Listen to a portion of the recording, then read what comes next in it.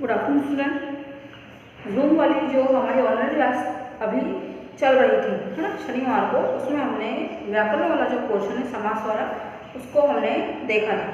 समास वाले चैप्टर को जब तक आप नहीं पढ़ेंगे, जब तक उसकी डिटेल और ख़ासकर उसके जो एग्जाम्पल है, आप उन एग्जाम्पल्स को बार बार देखिए, बार बार समझिए, तब उसमें जो बातें कही गई है वो आपको समझ में आ जाएगा, है ना। और उसकी एक्सरसाइज जो है वह फिल करने की कोशिश कीजिए, उसको मन से करिए आप।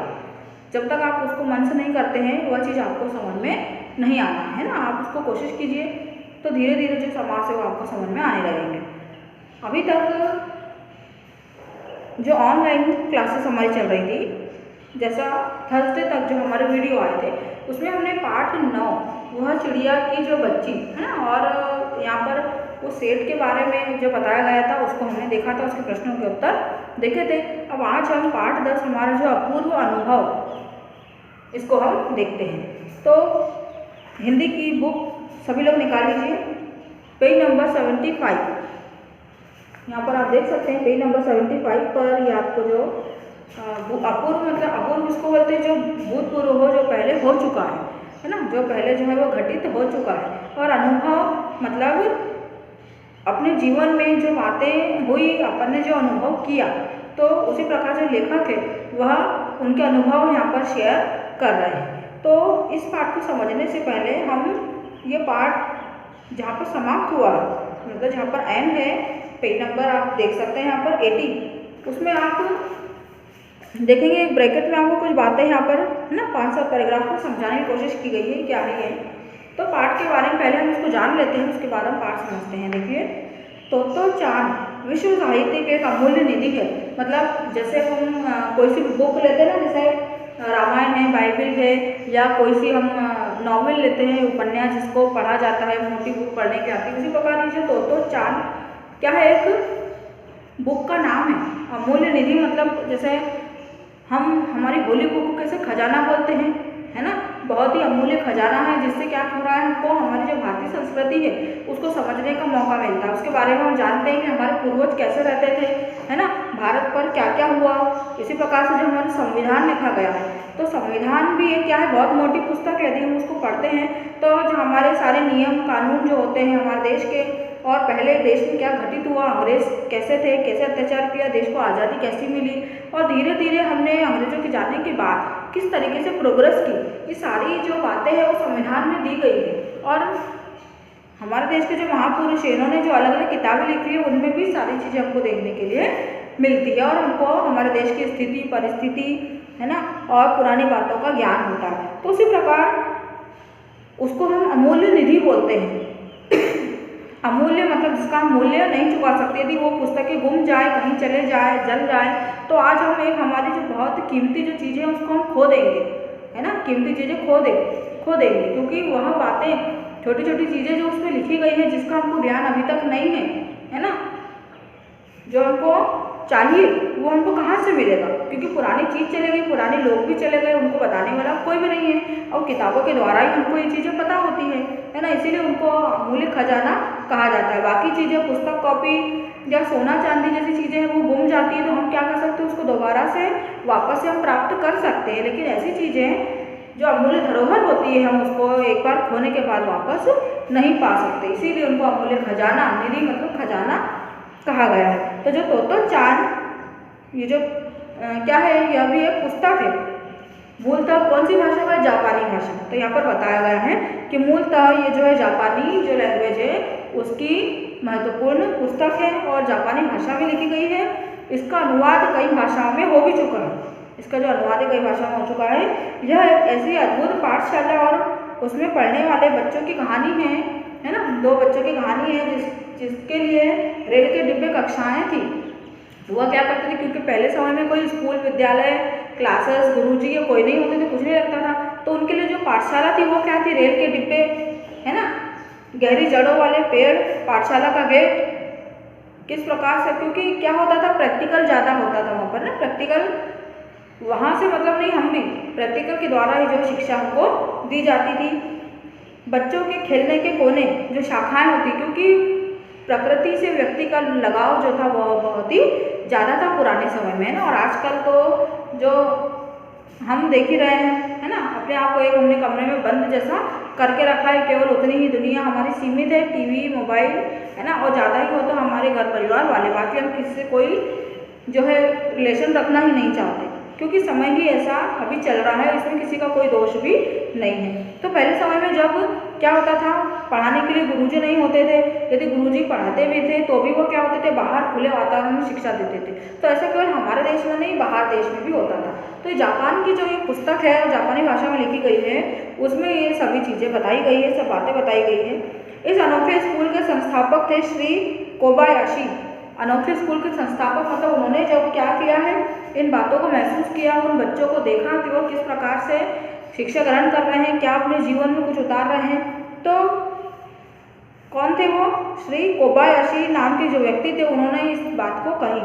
लेखिका स्वयं इस स्कूल की छात्रा थी, उन्हीं के बचपन के अनुभवों पर आधारित है यह पुस्तक तोतो-चान का यह अंश अपूर्व अनुभव। मतलब जो कोबायाशी जो थे वो उनके गुरु के समान थे, और लेखिका जो थी स्वयं जो उन्होंने पुस्तक लिखी है, तो लेखिका खुद ही उस समय क्या करती थी, इस चीज़ को अनुभव किया। उन्हीं के जो मित्र मंडली थी, है ना, उनमें ही यह सब बातें उन्हीं के सामने प्रत्यक्ष रूप में घटित हुई है।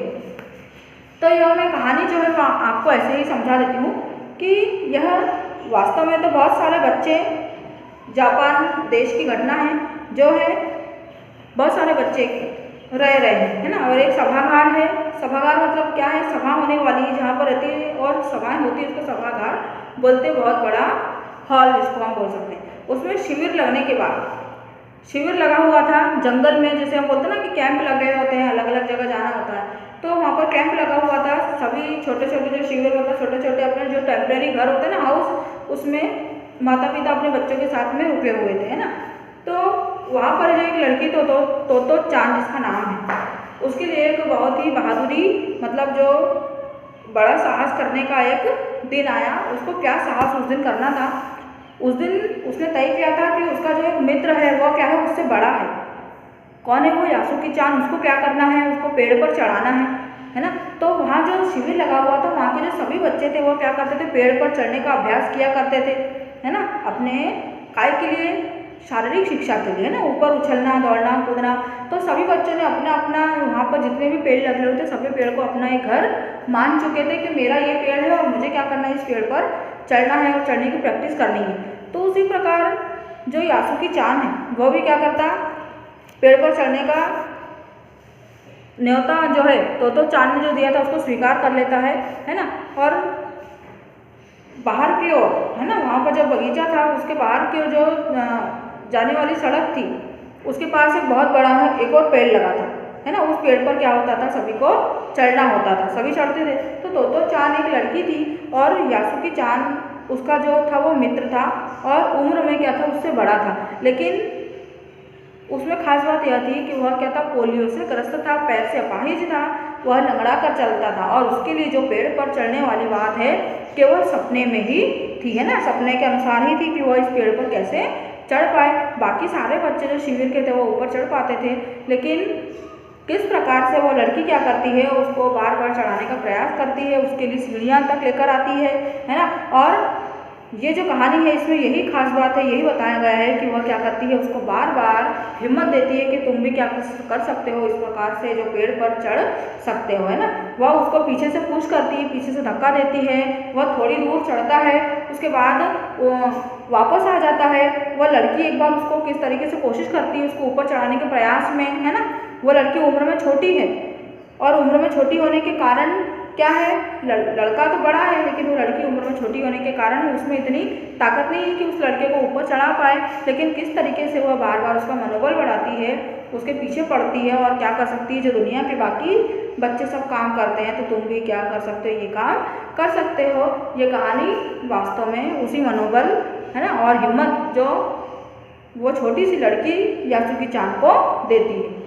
और एक दिन क्या करती है, वह बहुत कोशिश करने के बाद में उसके लिए सीढ़ियाँ भी लेकर आती है, और सीढ़ियों पर से उसको थोड़ी दूर तक आगे चढ़ाती है, और एक पेड़ के जहाँ पर तना, है ना, जो स्टेम होता है वो अंत तक होता है, और उसके ऊपर दो शाखाएं ऐसी निकली हुई होती है। तो जहाँ पर से क्या होता था, अलग अलग शाखाएं, हम भी जैसे पेड़ पर देखते हैं तो इधर से उधर जाया आराम से जा सकता है और उसके ऊपर बैठा भी जा सकता है ना, हम उसके ऊपर झूला भी झूल सकते हैं। तो उसी प्रकार से जो लड़की होती है अंत में अपने दृढ़ निश्चय के द्वारा उस लड़के को बहुत ही हिम्मत करती है और लड़का भी अपनी हिम्मत के बदौलत ही क्या करने लगता है, पेड़ पर चढ़ जाता है। और पेड़ का जो भाग है द्विशाखा मतलब जहाँ पर 2 शाखाएं मिलती है। पेड़ की ऊंचाई तो बहुत थी, करीब 6 फुट के करीब थी, फिर भी वह सीढ़ियों से उसको क्या करती, ऊपर पहुँचने में मदद कर देती अपने माता पिता की निगाहों से बचकर। उसको पता था कि ये जो काम वह कर रही है बहुत ही साहसपूर्ण है ना, बहुत साहस की आवश्यकता है। यदि कहीं पैर फिसल गया, कहीं गिर गया तो दोनों को ही चोट भी लग सकती थी और खासकर फिर उसको ज़्यादा ही डांट खानी पड़ती, मार भी खाना पड़ती। क्यों? क्योंकि वह क्या था, यासुगी-चान अपाहिज था, पोलियोग्रस्त था, उसको ऊपर चढ़ाने में बहुत ही परेशानी होती। परंतु वह एक दिन क्या करती है, उसको ऊपर चढ़ाकर ही रहती है। और जब ऊपर चढ़ा देती है तब जाके यासुगी-चान और तोतो-चान जो दोनों दोस्त थे उनकी खुशी का ठिकाना नहीं रहता। दोनों बहुत ही खुश हो जाते हैं और उनको यह एक जो सीख है ना, उससे मॉरल मिलता है कि कोई भी चीज़ यदि दृढ़ इच्छा शक्ति से की जाए तो कोई भी काम जो है वह असफल नहीं हो सकता। दोनों ही क्या करने लगते हैं, इधर उधर की पेड़ पर बैठे बैठे इधर उधर की बातें करने लगते हैं। उनको पेड़ पर बैठे बैठे बहुत ही अच्छा लगता है।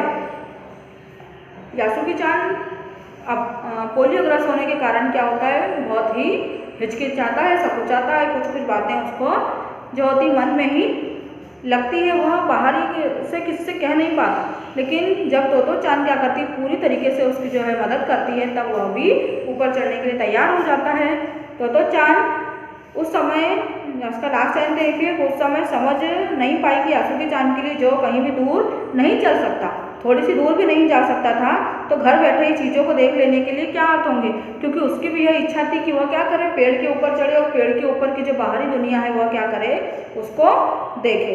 तो जब क्या करते हैं, दोनों पेड़ पर चढ़ जाते हैं, तो यासुगी-चान पहली बार अपनी ज़िंदगी में पेड़ पर चढ़ा था। पेड़ पर चढ़ने के बाद वह क्या करता, पूरी जो प्रकृति है उसको निहार रहा था, उसको देख रहा था और मन में यह चीज़ महसूस कर रहा था कि पेड़ पर चढ़ने का जो मौका है मेरे लिए पहला भी है और अंतिम भी है। तो इसके बाद में शायद ही पेड़ पर मैं चढ़ पाऊँ, लेकिन फिर भी उसको अपने अंदर से बहुत ही खुशी है, उसका अनुभव हो रहा था। तो यहाँ पर 2 दोस्तों की कहानी ये बताई गई थी और दृढ़ इच्छा शक्ति के बारे में भी बताया गया था कि यदि मन में निश्चय कर ले तो कोई भी जो काम है वो कठिन नहीं होता।